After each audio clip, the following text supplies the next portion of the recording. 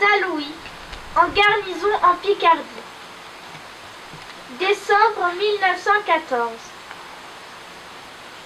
Personne n'aurait cru que la guerre durerait si longtemps. On nous a donné l'ordre de creuser des tranchées. Nous ne sommes pas prêts de sortir d'ici.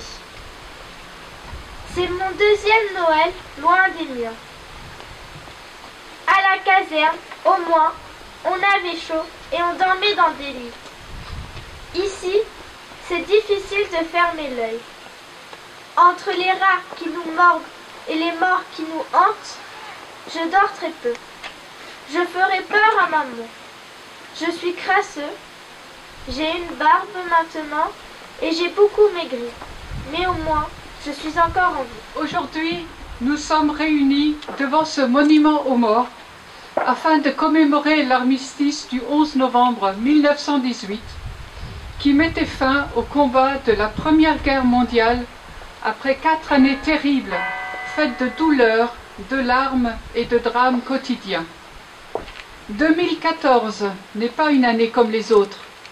C'est l'année de commémoration du 100e anniversaire du début des combats de cette Première Guerre mondiale que l'on a sans doute trop hâtivement qualifiée de « der des der ».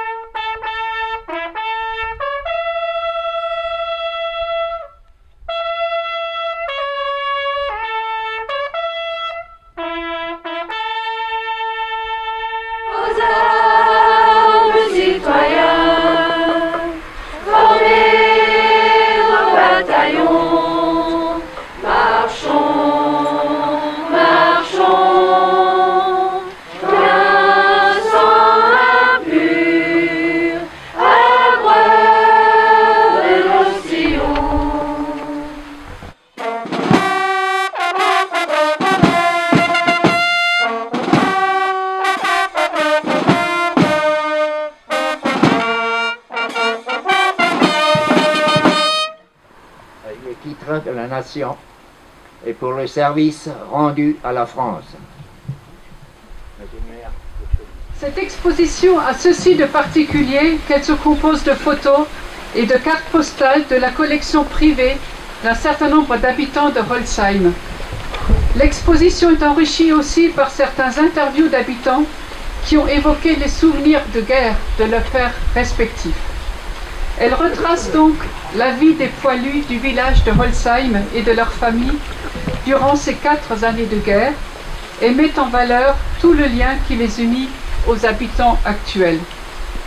C'est le moment donc de remercier le personnel de la médiathèque et les nombreuses familles qui ont contribué à cette exposition. Pour cette matinée de commémoration, je souhaite aussi dire merci aux jeunes et leurs maîtres pour leur participation très active ce matin.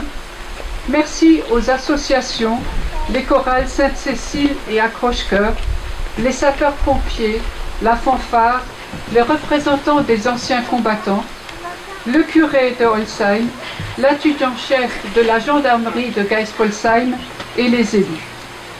Merci à tous pour votre présence très nombreuse ce matin. Retrouvons-nous maintenant à la salle de la Bruche.